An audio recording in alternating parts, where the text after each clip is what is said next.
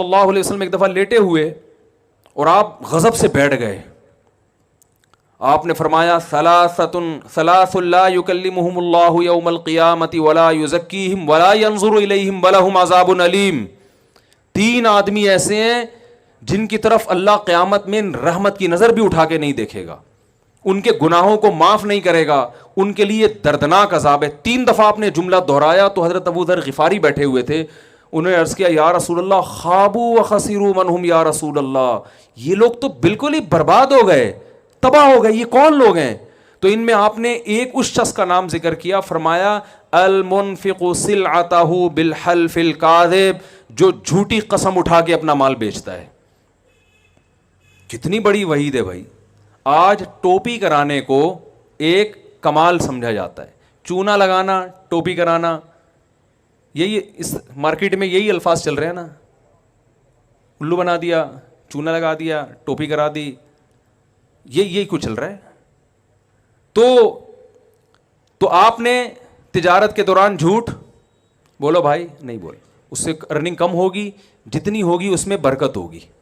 دیکھو برکت ایک الگ, یہ برکت کا انگلش میں ترجمہ نہیں ہے کیونکہ انگریز برکت کو مانتے نہیں ہیں. برکت کیا ہے؟ ایک آم کی گٹھلی زمین میں لگائی, لاکھوں آم پیدا ہو گئے حالانکہ نظر نہیں آ رہے تھے.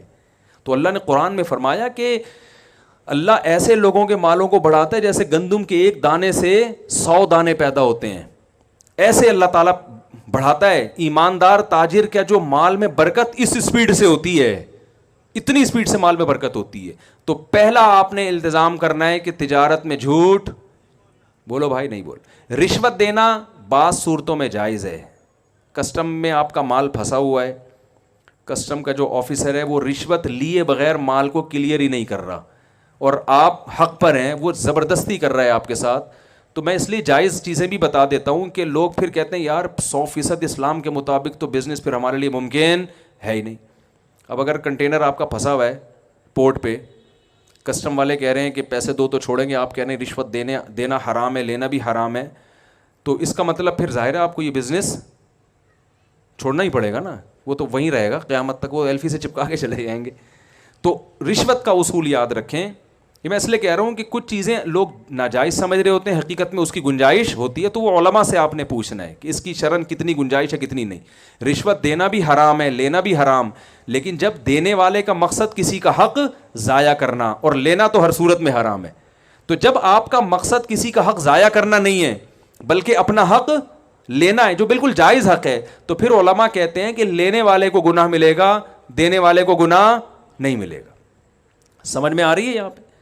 تو پھر ایسی مجبوری میں علماء بھی کہتے ہیں بھائی اس میں وہ تو اس کا قصور ہے نا, وہ آپ کا جائز حق بھی آپ کو نہیں دے رہا. لوگ ہم سے مسئلہ پوچھتے ہیں, یار گورنمنٹ میں میری جاب مل گئی ہے, میں اور امتحان پاس کر کے میرٹ کی بیس پہ میں گیا ہوں, وہاں صرف رشوت کی بیس پہ کسی نااہل کو لا کے بٹھایا جا رہا ہے, تو کیا ہمارے رشوت دینا جائز ہے؟ میں کہتا ہوں یار آپ کا جائز حق ہے, آپ اس کے اہل ہیں, وہ رشوت دے کے ایک نااہل آدمی کے آ جائے تو اس سے بہتر نہیں ہے کہ آپ کتے کے منہ میں ہڈی ڈالنی ہے نا, ٹھیک ہے نا, وہ چپ ہو جائے گا, تو آپ دے کے اپنا جائز حق وصول کر سکتے ہیں.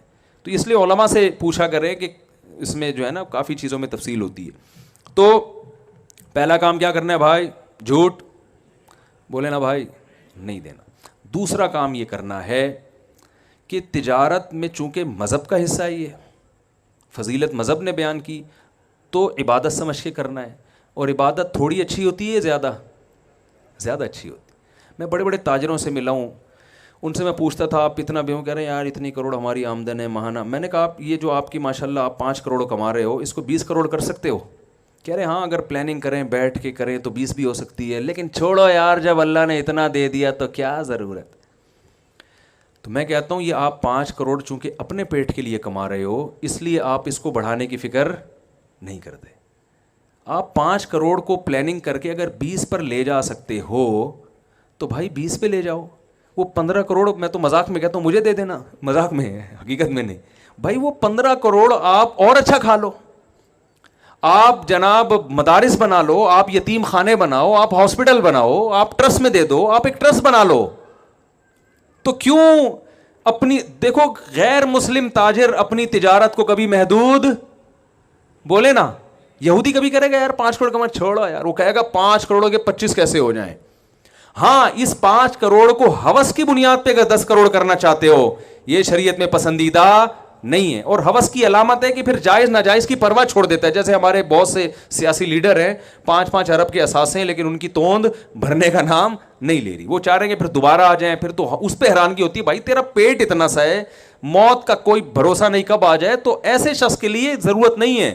اس کے لیے حدیث میں آتا ہے نبی صلی اللہ علیہ وسلم نے فرمایا جسے 2 ٹائم کھانے کو مل جائے, سر چھپانے کے لیے جگہ مل جائے, جسم کسی بڑی بیماری سے پاک ہو جائے تو گویا پوری دنیا کی دولت سمیٹ کے اللہ نے اس کو دے دی ہے. تو اب ہوس کرنے کی اجازت نہیں ہے.